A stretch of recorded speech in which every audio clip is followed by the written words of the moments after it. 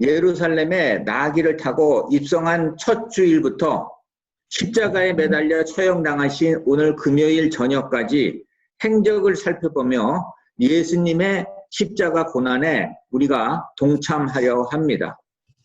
아모스의 아들 이사야 선지자는 이 오늘 성경 본문 말씀을 통해서 2000년 후에 예수가 십자가의 고난을 받을 것을 예언하였습니다.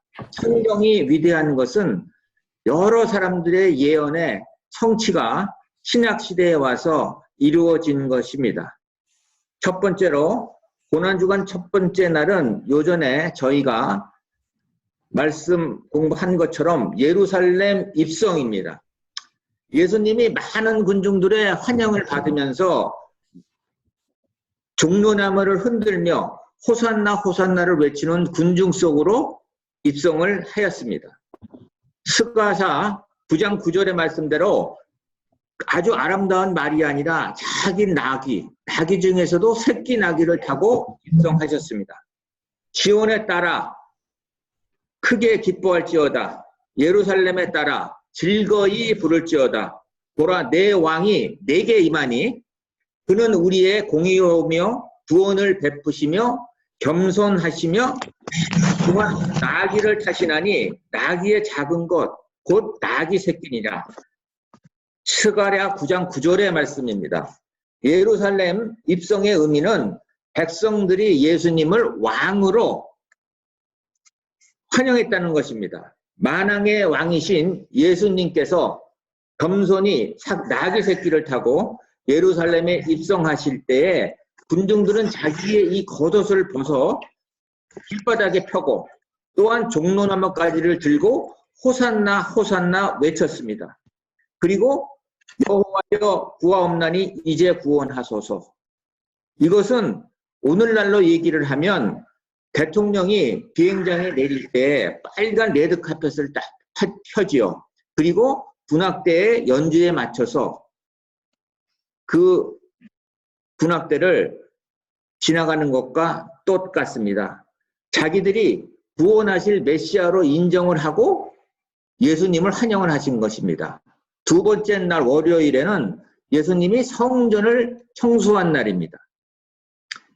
예수님이 아주 자애로우시고 사랑을 베푸시는 것 같지만 화를 내실 때 본만이 성경에서 예수님이 화를 진짜로 내셨습니다. 예수님이 성전에 들어가서 성전의 물건들을 매매하는 것, 판매하는 것을 보고 모든 사람을 다 내쫓았습니다. 돈을 바꾸는 상전들과 비둘기를 파는 사람들을 의자를 갖다가 둘러 엎었습니다. 그 당시에 여리고에서 그 예루살렘까지는 길이 험해서 약 반나절이 걸리는 언덕길입니다.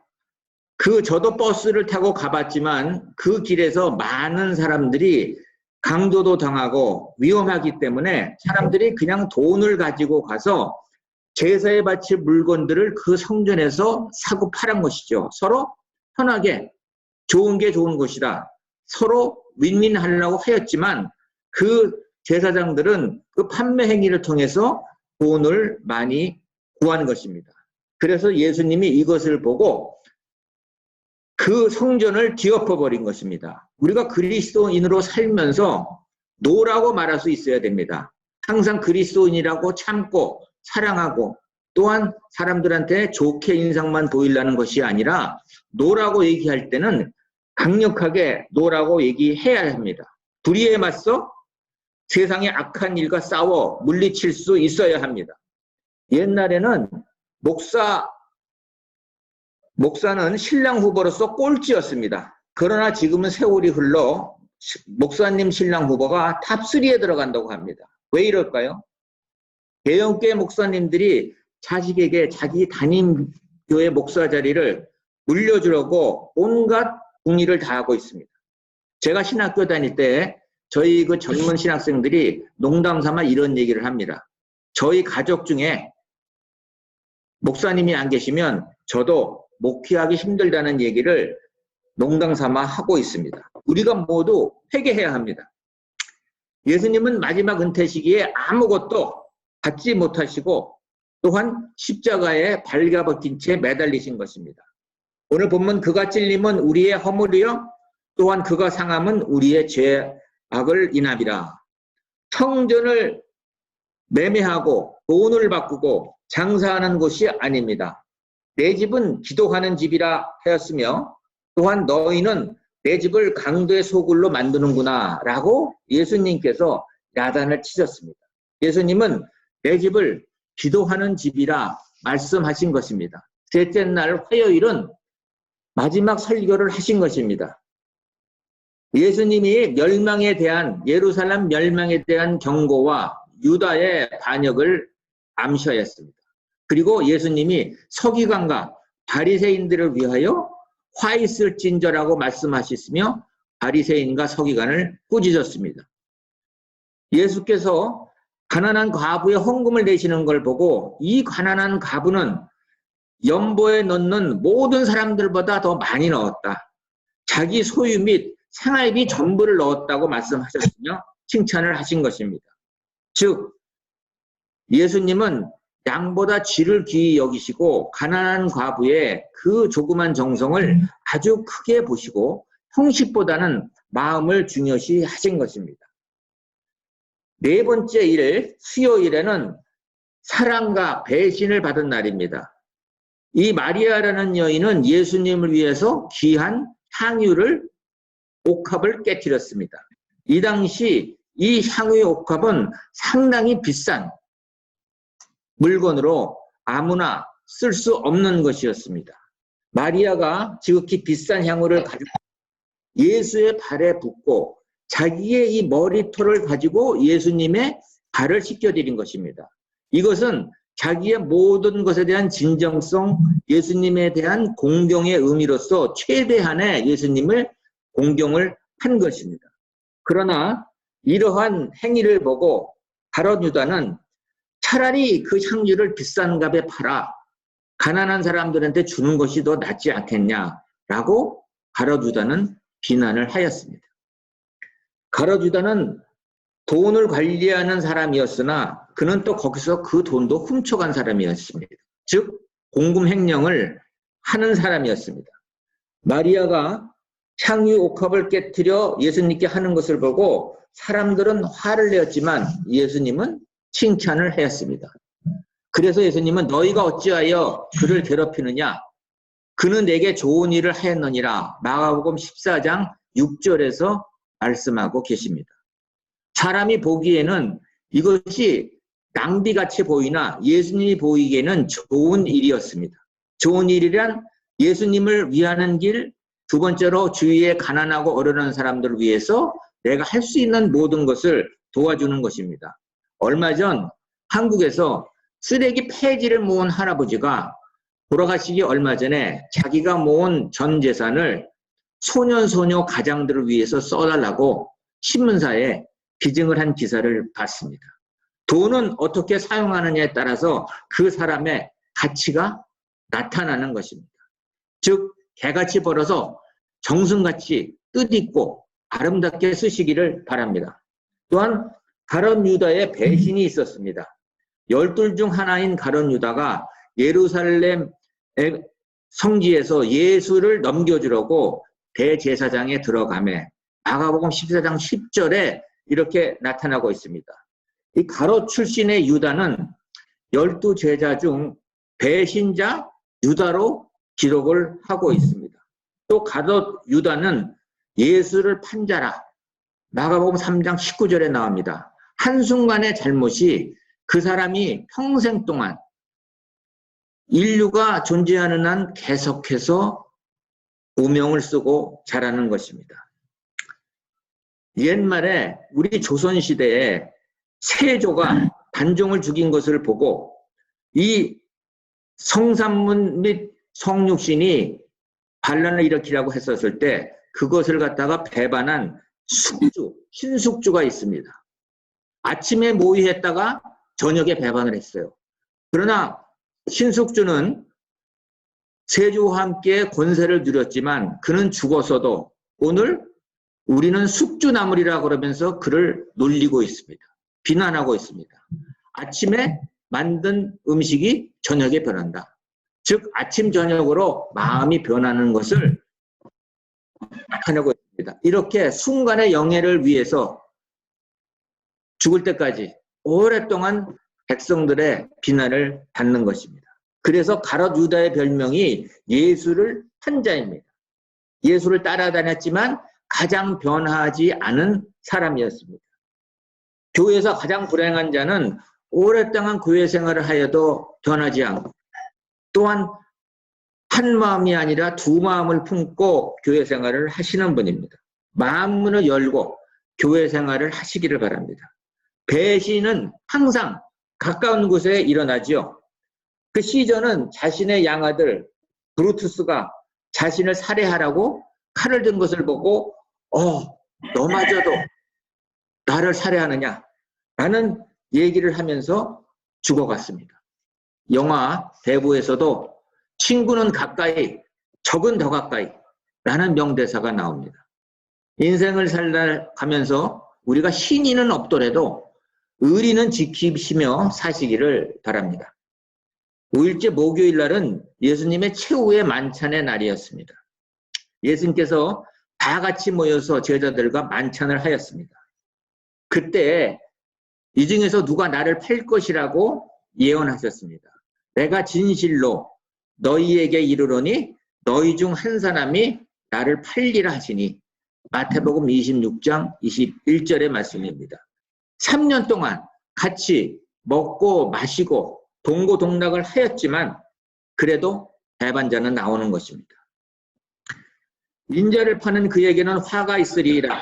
차라리 태어나지 아니하였으면 제게 좋을 뻔하였느니라. 마태복음 26장 24절의 말씀입니다. 오직 하였으면 너가 이 세상에 태어나지 않는 사람이 더 낫다고 얘기를 합니다.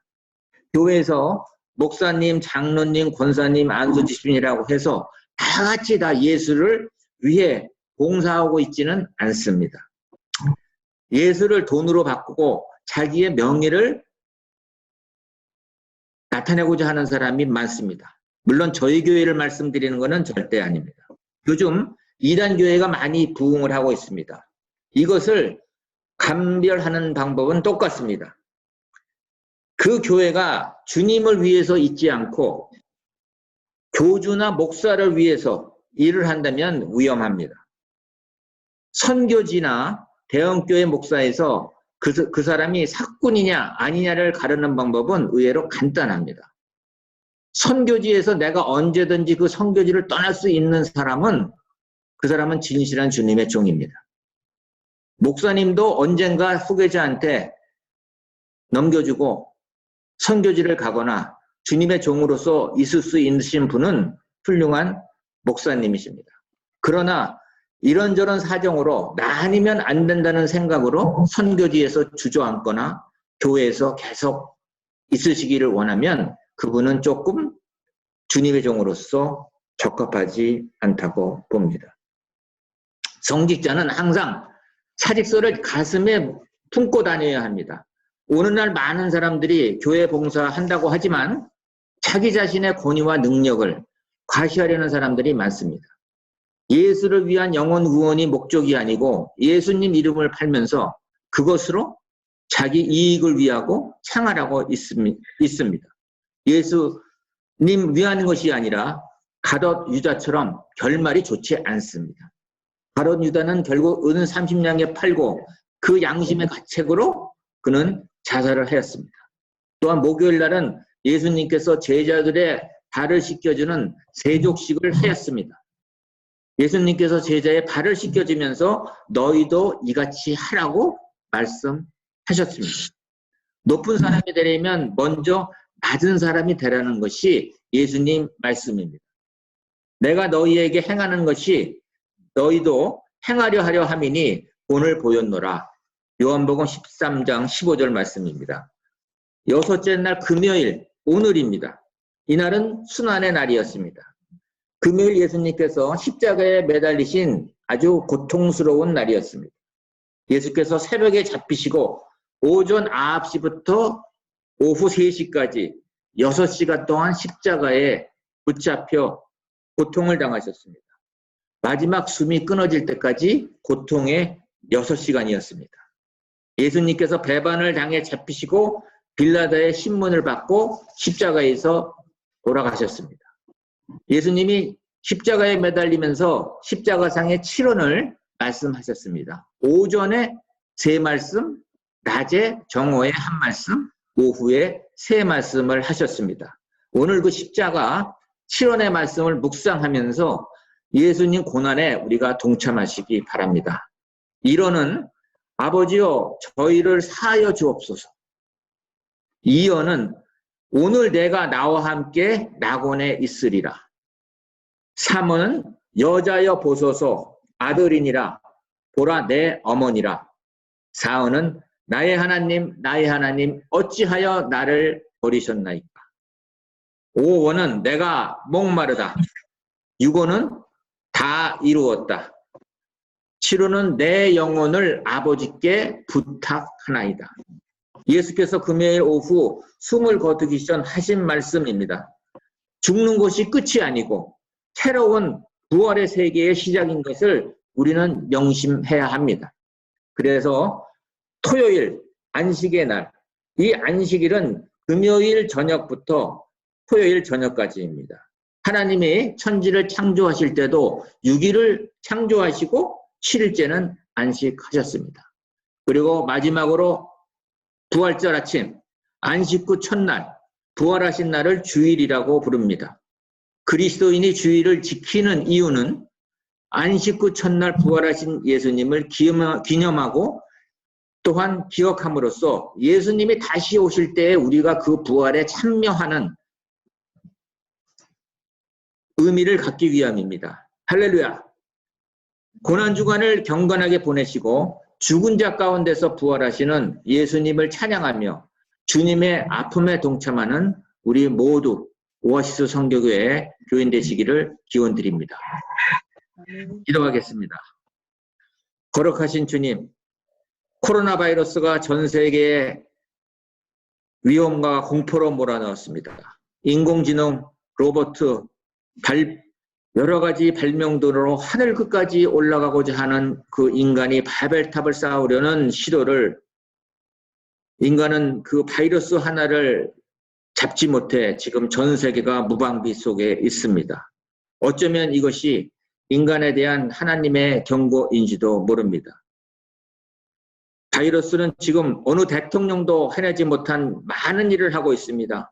세금 감면, 은행 융자 등 많은 변화를 가져옵니다. 이럴 때일수록 우리 모두 하나님께 의지하며 하나님께 순종하는 삶을 살아가게 하옵소서. 주님이 십자가에 죽으심 같이 우리도 죄인에서 구원의 짐을 감사드리오며 섬금요일 예배를 통하여 저희의 모든 죄를 용서하여 주옵소서. 코로나로 인하여 고통받는 모든 이들에게 치유의 손길을 뻗쳐주시고 죽은 나사로를 살리신 주님의 은혜가 우리 모두에게 나타나게 하옵소서. 모든 기도 주 예수님 이름으로 기도드렸습니다. 아멘.